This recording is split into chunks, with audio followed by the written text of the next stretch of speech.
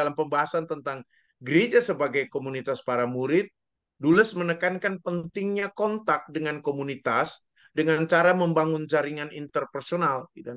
Jadi media yang dipakai, teknologi digital yang dipakai itu fungsinya harus ditekankan pada bagaimana membangun komunitas yang intrapersonal supaya orang tidak terasing dari komunitasnya yang ada. Gitu. Bahkan katakanlah sekalipun komunitas itu adalah komunitas online, dia bisa tetap punya apa katakanlah keterhubungan gitu. Sehingga kalau misalnya ada masalah, dia bisa punya seseorang yang bisa dihubungi, punya komunitas yang bisa dihubungi, tidak harus apa mencari apa gereja yang apa fisikal itu yang fisik itu baru kemudian dia bisa apa mengatasi persoalan yang ada tapi komunitas itu juga bisa terjadi ya. Jadi dikatakan selain berkumpul dalam gereja, karena penekanan pada komunitas ini, membangun jaringan ini, maka selain berkumpul dalam gereja, diperlukan juga ruang-ruang lain yang bisa menarik baik kaum tua maupun kaum muda ke dalam kehidupan iman dan yang mempermudah internalisasi penghayatan imannya. Jadi orang bisa bisa bertemu lintas generasi, lintas usia, dan itu hanya dimungkinkan, lebih dimungkinkan oleh jaringan-jaringan yang uh, diberikan atau disediakan oleh perangkat-perangkat digital atau media-media digital seperti media-media sosial itu. Ya. Karena di dalam media-media sosial atau media-media digital itu orang bisa berteman dengan siapa saja tanpa dibatasi oleh gender, dibatasi oleh usia, ya. Seperti misalnya Facebook, ya. Orang bisa berteman, ya walaupun dikatakan Facebook itu sekarang adalah media sosialnya orang-orang tua, gitu kan. Tapi di Facebook orang bisa berteman dengan siapa saja, orang tua, orang muda, ya, temannya dengan orang tua, orang muda. Tapi begitu pula di apa di Instagram, di TikTok, ya itu bisa terjadi, ya, temannya dengan siapa saja, gitu. Jadi dan itu mempermudah, gitu kan, apa proses-proses untuk internalisasi penghayatan imannya. Dan itu bahkan menolong orang untuk lebih memahami, gitu kan, apa yang mau disampaikan, apa yang mau ditekankan. Dan kita lihat sekarang itu ya, bagaimana orang bisa tahu apa saja dalam tanda kutip itu ya lewat media-media sosial yang ada. Ya. Walaupun kadang-kadang belum tentu pengetahuan yang disajikan itu menolong, bisa membantu, gitu. Karena apalagi kan media-media digital itu hanya memberikan pemahaman-pemahaman dalam ruang yang sempit ya, dalam arti ruang waktu. Karena kalau lama eh, nggak terlalu menarik, gitu kan. Makanya misalnya kita lihat YouTube kenapa punya short ya, karena dia sadar betul eh, orang membutuhkan itu setelah melihat ada TikTok, melihat reelsnya Instagram ya. Orang butuh itu karena itu YouTube punya shorts ya supaya orang bisa menyampaikan sesuatu yang pendek-pendek aja. Kalau mau yang panjang-panjang ya yang di YouTube biasa ya di apa klasik YouTube itu. Tapi kalau mau yang pendek-pendek ya di shorts itu ya. Tapi ya juga ada um, TikTok, ada Instagram yang bisa membuat orang berinteraksi dan ya tahu kecil-kecil, tahu sedikit-sedikit ya. Gitu. Anak saya misalnya beberapa kali berbicara tentang hal-hal yang berhubungan dengan ajaran kekristenan. Ketika kami diskusi, dia katakan, "Oh, aku sudah tahu tuh, aku udah dengar tuh di apa di TikTok gitu." Kami tanya, "Loh, apa yang dijelaskan di sana gimana? Gini, gini, gini, gini." Saya bilang, "Oh, itu sangat singkat, enggak semuanya begitu, enggak sepenuhnya begitu." Itu kan apa kita bisa berdiskusi lagi nanti. Kamu bisa diskusi dengan papa dan mama tentang pemahaman itu. Jadi kadang-kadang begitu. Tapi ya ada ruang itu untuk bisa orang berinteraksi, untuk orang bisa berkomunikasi di sana ya. Jadi dikatakan bahwa komunitas itu tidak bisa dibangun hanya berpusat pada liturgi ya. Seakan-akan begini, kalau ada ibadah baru kita ketemu, ada kegiatan-kegiatan yang bersifat gerejawi baru kita ketemu, baru di sana ada interaksi satu dengan yang lain. Dikatakan perlu ruang ekstra liturgis, artinya ruang di luar liturgi itu ya. Dan itulah tantangan untuk gereja menjawab persoalan-persoalan atau apa-apa yang muncul di komunitas dunia modern ini, gitu. Ya. Jadi orang tidak harus berinteraksi eh, karena sesuatu yang dibangun secara terstruktur, secara organis lewat sistem-sistem yang ada, gitu. Saya mau ketemu Pak Situmorang, saya harus telepon dulu Pak Situmorang, punya waktu ndak? Saya bisa ngomong ndak? Ndak begitu lagi. Tapi ruang-ruang ekstra ini bisa terjadi lewat media-media sosial. Saya lihat Pak Situmorang lagi posting sesuatu, ada bisa tanggapi, saya tanggapi Pak ini gini, bisa langsung, lalu terjadi komunikasi tanpa apa tidak secara tidak langsung gitu, tanpa perlu misalnya lewat WA tanya Pak saya bisa ngobrol sebentar enggak gitu. Oh, di ruang-ruang yang seperti itu komunikasi langsung berlangsung dengan ya katakanlah dengan bebas dan tanpa di diatur oleh unggah-ungguh yang kadang-kadang ya, buat anak-anak muda juga mungkin tidak terlalu tidak terlalu terbiasa dengan hal itu, bukan bahwa tidak membutuhkan hal itu. Mereka lebih spontan, lebih ingin melakukan apa yang mereka ingin lakukan, ya mereka langsung lakukan, gitu kan. Eh, Mahasiswa saya baca story atau reel saya langsung komen, langsung dan sebagainya, lalu saya tanggapi, lalu malah jadi diskusi gitu. Kalau misalnya Pak bisa diskusi tentang ini ndak, ada waktu ndak, wah repot gitu kan, harus nunggu dulu jawab, itu terjadi. Jadi dikatakan banyak warga gereja merasa bahwa internet ini adalah ruang tambahan untuk mereka, bahkan lebih penting dari komunitas-komunitas iman yang terbatas secara geografis, ya. Atau juga bahkan secara waktu. Jadi dikatakan internet menjadi ruang berbagi sukacita, tapi juga berbagi frustasi, harapan dan kekecewaan, gitu. Jadi itu terjadi di sana. Makanya kita lihat media-media sosial itu jadi semacam ekspresi diri apa yang bebas begitu saja, orang enggak mikir apa-apa lagi, cerita masalahnya di media sosial, ya mau cerita baru putus dengan pacar ya juga cerita di media sosial, ya. Yang enggak mungkin datang dan ngomong ke Pak Pendeta saya boleh cerita enggak, saya sedang putus dengan pacar saya ini, lalu bagaimana, enggak, dia ungkapkan itu aja di media sosial, orang nanggapi lalu jadi tahu gitu, ya. Seperti apa yang lagi tren yang mungkin kita tahu itu, yang film yang Ipar membawa petaka itu kan munculnya dari orang curhat aja di Instagram gitu kan, dicurhat-curhat orang ngomong apa aja di Instagram, juga ada di Twitter gitu, lalu dijadikan film gitu kan. Jadi itu yang terjadi. Jadi inilah dunia kita, memberikan ruang untuk orang bisa berekspresi secara bebas, itu yang mau dikatakan di sana. Nah, namun perlu disadari bahwa kehidupan digital bukanlah sebuah ruang yang terpisah atau tambahan bagi kehidupan non-digital. Ruang digital ini memperlihatkan dan menekankan sebuah kebutuhan yang mendesak di dalam gereja. Maka yang tadi saya katakan, dia complementary, dia saling melengkapi, ya, bukan pengganti, gitu kan. Jangan sampai kita merasa bahwa yang lebih penting itu ini cuma hanya tambahan, tidak bisa, gitu kan. Jadi istilahnya eh, kita memberikan pilihan kepada orang untuk menggunakan media yang ada, mana yang kira-kira cocok buat dia, mana yang kira-kira nyaman buat dia. Itu yang dimaksudkan di situ, ya. Jadi ini yang harus disediakan, ini yang harus dipikirkan, dan kita harus sadar betul bahwa pemanfaatan ruang digital itu harus dimulai dari kesadaran akan kebutuhan warga gereja, bukan kepentingan institusi. Inilah yang seringkali dimaksudkan dengan eklesiologi from below, bukan eklesiologi from top. Jadi itu yang seringkali dibicarakan.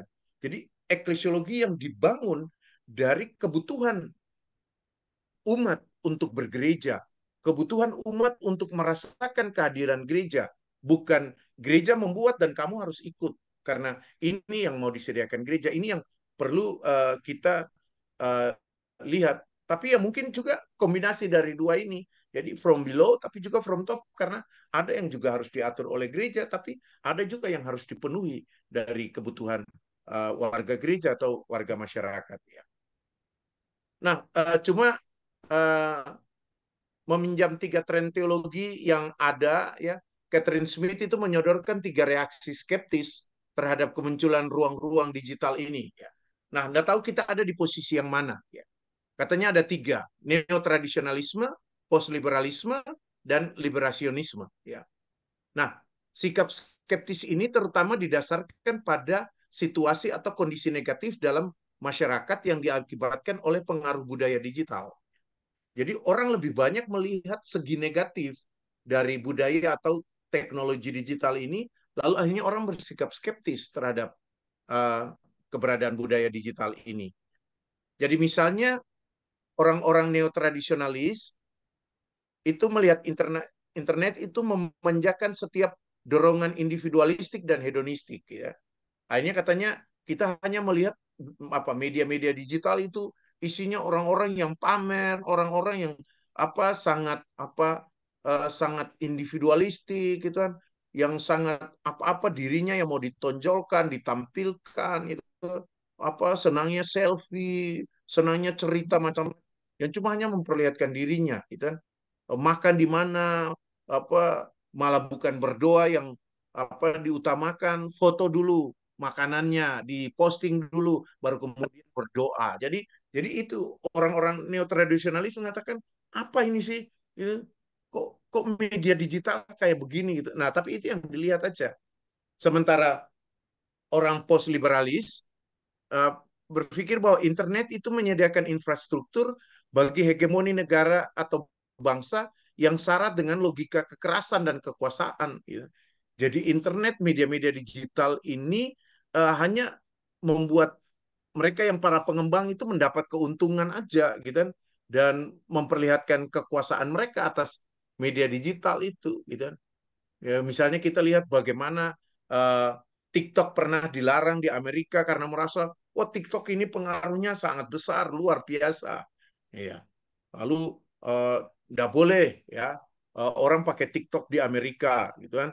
Oh, lalu di Cina uh, karena itu kan dari Cina, lalu Cina mengatakan, oh kalau gitu Apple nggak boleh dipakai di Cina. Oh jadi wah saling gitu kan, karena ya ini orang-orang yang merasa bahwa internet dan media-media yang ada ini cuma hanya untuk memperlihatkan hegemoni negara atau bangsa atau sekelompok orang tertentu.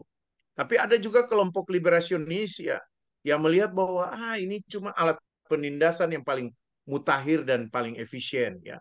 Paling tidak penindasan dalam arti orang lalu cuma hanya menghabiskan waktunya apa main gadget, depan internet dan sebagainya. Ini kan secara tidak langsung menindas gini kan, orang dikuasai oleh media, orang dikuasai oleh internet gitu kan.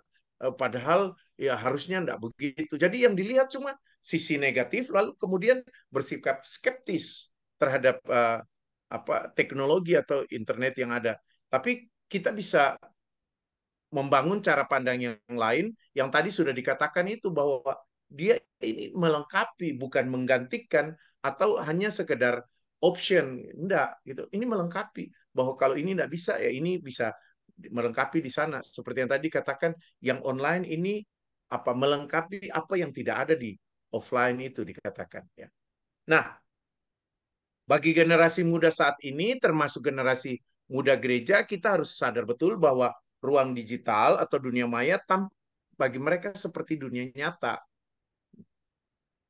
Jadi bagi mereka itu, karena itu mereka mereka kita katakan bahwa mereka adalah masyarakat pribumi, terutama yang kelompok-kelompok ya milenial, atau lebih khususnya lagi kelompok-kelompok yang nanti generasi Z ini gitu kan, ada generasi alpha ini. Oh mereka kita seringkali katakan mereka adalah penduduk pribumi dunia digital gitu kan, karena mereka lahir dengan dunia yang seperti itu gitu kan. Nah, karena itu dikatakan ruang digital atau dunia maya itu tampak seperti dunia nyata buat mereka. Relasi bisa dibangun dan diputus di ruang maya gitu kan.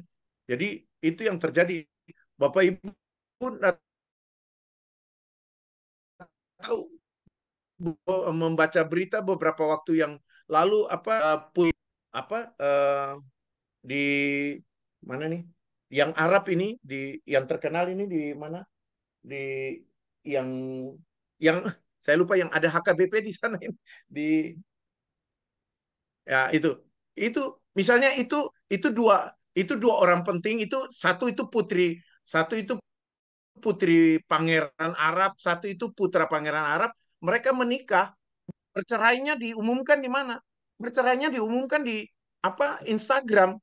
Sang putri itu memutuskan perceraian dengan suaminya lewat Instagram. Jadi dia tulis pesan kepada suaminya lewat Instagram, kita putus, gitu. Kita bercerai, gitu kan. Jadi itu yang dilakukan. Jadi relasi bisa dibangun, diawali di ruang maya lewat media-media digital itu, tapi ya diakhiri di ruang maya itu juga, ya. Atau relasi bisa dibangun di ruang maya, lalu kemudian meluas sampai ke ruang nyata. Sehingga misalnya kita melihat bahwa eh, bukan hal yang baru lagi ketika seorang pemuda menemukan pasangannya di dunia maya dan kemudian mensahkannya di dunia nyata, gitu kan.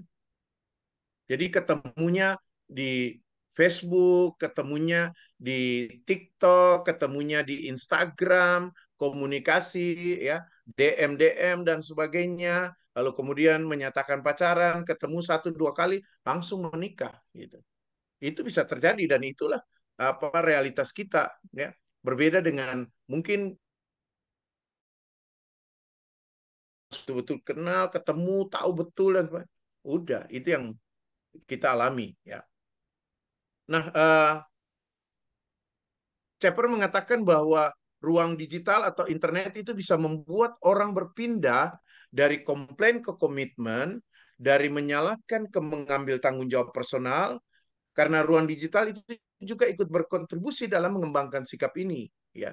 Tetapi kita harus sadar betul bahwa relasi dan sikap yang lebih baik juga bisa dibingkai ulang melalui keterlibatan dan kerjasama, serta memahami perbedaan-perbedaan yang ada, termasuk memahami perasaan-perasaan yang dialami, gitu kan. Jadi ini hanya bisa terjadi yang tadi saya katakan, berpindah dari komplain ke komitmen, ya, dari menyalahkan ke mengambil tanggung jawab, kalau ada interaksi di mana kita saling memahami perasaan-perasaan yang ada, gitu kan. Jadi ini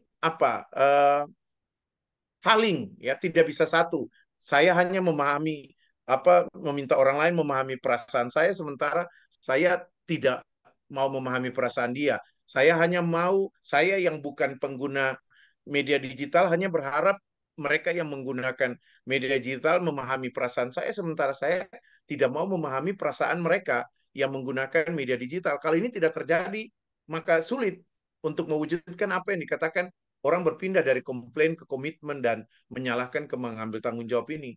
Karena harus proses yang menjadi proses keterlibatan dan kerjasama satu dengan yang lain. Ya. Nah, Parker Palmer mengusulkan 5 cara yang dapat menolong kita untuk berinteraksi melalui dunia digital untuk saling merangkul dan menolong dan membuat kita melihat media digital ini ya sebagai media yang betul-betul bisa membantu kita untuk bagaimana uh, berada bersama-sama, termasuk di dalam bagaimana melihat itu berkaitan juga dengan gereja. Yang pertama adalah kesadaran atau membangun pemahaman bahwa kita semua berada bersama-sama di dalam ruang ini, ya. Bahwa budaya digital ini adalah ruang kita. Kita tidak bisa mengatakan saya tidak mau ada di sini, gitu kan? Ya. Bahwa sekarang dia sudah menjadi bagian, gitu kan? Menjadi bagian dari kita dan kita ada di sana bersama-sama dan kita harus betul-betul saling memahami di dalam budaya digital itu, ya. Karena ya pandemi itu membuat kita semakin sadar bahwa ya kita harus melalui budaya ini, tidak bisa tidak, gitu kan. Karena itu memang menjadi pro kontra diskusi bahwa apakah setelah pandemi itu lalu kita merasa bahwa budaya digital itu tidak menjadi perlu lagi, budaya digital itu menjadi sesuatu yang tidak dibutuhkan lagi, gitu kan. Bukankah kita semakin sadar bahwa dengan pandemi budaya digital itu adalah bagian dari budaya kehidupan kita saat ini, ya. Lalu yang berikut adalah penghargaan terhadap nilai kelianan, ya. Artinya bahwa kita sadar betul nilai-nilai yang kita pegang, walaupun kita ada dalam budaya yang sama, dalam budaya digital, tapi kita punya nilai yang berbeda yang kita pegang. Nah, bagaimana kita bisa saling menghargai satu dengan yang lain? Misalnya saya seringkali katakan begini, orang tua ya punya nilai yang dia sudah hidupi yang tidak begitu saja muncul dari dunia digital, ya, sehingga dia tahu bagaimana nilai-nilai itu harus dia kembangkan. Sementara anak-anak muda, terutama kalau kaum milenial, generasi Z, bahkan mungkin nanti generasi Alpha, mereka menemukan nilai itu melalui budaya-budaya digital itu. Nah, bagaimana kita bisa memahami perbedaan-perbedaan ini dan kita membangun saling memahami satu dengan yang lain dalam perbedaan-perbedaan ini, gitu kan? Anak-anak muda yang misalnya senang spontan, jawabannya singkat, enggak, ya itu budaya yang mereka atau katakan nilai yang mereka dapat lewat budaya-budaya itu, singkat, enggak banyak apa ngomongnya, maunya cepat, dan itu yang mereka dapatkan gitu.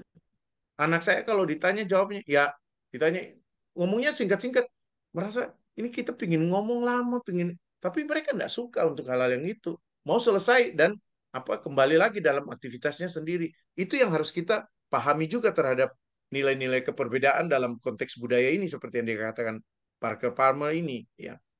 Lalu yang ketiga, kemampuan untuk menahan ketegangan dengan cara-cara yang memberikan kehidupan, ya.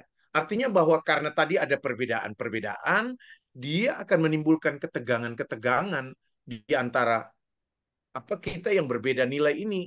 Tetapi kata Palmer, bagaimana caranya supaya dalam ketegangan ini yang kita perhatikan dan yang harus kita utamakan adalah cara-cara yang memberi kehidupan, yang menghadirkan damai, cinta kasih, bukan apa membuat terjadi bentrok, menimbulkan perselisihan satu dengan yang lain. Ya. Karena itu yang keempat juga yang perlu dipikirkan adalah rasa memiliki suara pribadi dan kebebasan untuk mengambil keputusan. Yaitu bahwa ya bagaimanapun saya punya pendapat dong. Saya punya apa suara dong, dan itu harus dihargai, dan saya punya kebebasan untuk membuat keputusan tanpa harus dipengaruhi oleh orang lain, tanpa harus dipengaruhi oleh itu, dan gereja juga akan berhadapan dengan hal itu, bahwa warga gereja merasa saya juga punya suara, ya, dan saya juga berhak untuk memutuskan bagaimana apa saya apa menyikapi apa hal-hal yang ada dalam gereja. Nah, bagaimana kita melakukan hal itu? Dan yang kelima adalah yang paling penting adalah bagaimana kita bisa menciptakan komunitas, ya, menciptakan kehidupan bersama melalui ruang-ruang ini. Gitu. Itu yang akan menolong kita untuk bagaimana melihat dunia digital untuk saling merangkul dan saling menolong. Nah, kemudian juga saya katakan jika kita sependapat dengan pendapat Andrew V. Walsh bahwa orang Kristen adalah pesiara dalam budaya, maka yang harus dipikirkan adalah bukan bagaimana gereja beradaptasi dengan budaya digital, melainkan dengan cara apa gereja membantu warga gereja dan yang bukan warga gereja, yang maksudkan apa rekan-rekan Bapak Ibu ingat yang tadi saya katakan yang non baptized apa Kristen itu ya, ya, untuk memahami dasar-dasar iman di dalam dan melalui budaya digital ini. Jadi bagaimana menolong apa warga gereja untuk hidup dalam budaya ini dengan tetap hidup dalam dasar-dasar iman yang ada.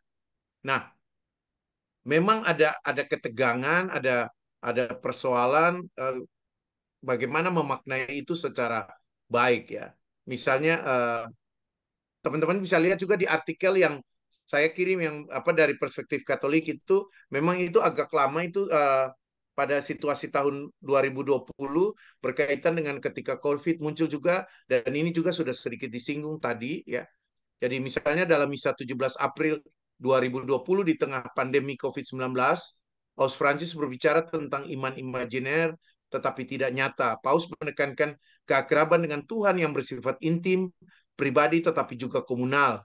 Tapi dia mengatakan keakraban tanpa komunitas, ya, tanpa roti, tanpa gereja, tanpa umat, tanpa sakramen-sakramen adalah berbahaya karena dapat menjadi keakraban gnostik. Artinya bahwa ya walaupun kita punya apa keakraban yang komunal, yang imajiner itu, tapi bagaimanapun ikatan dengan gereja, kedekatan dengan gereja itu tetap menjadi bagian penting, mengambil bagian dalam sakramen-sakramen, dalam ritus-ritus yang ada, itu juga menjadi satu hal yang penting, ya.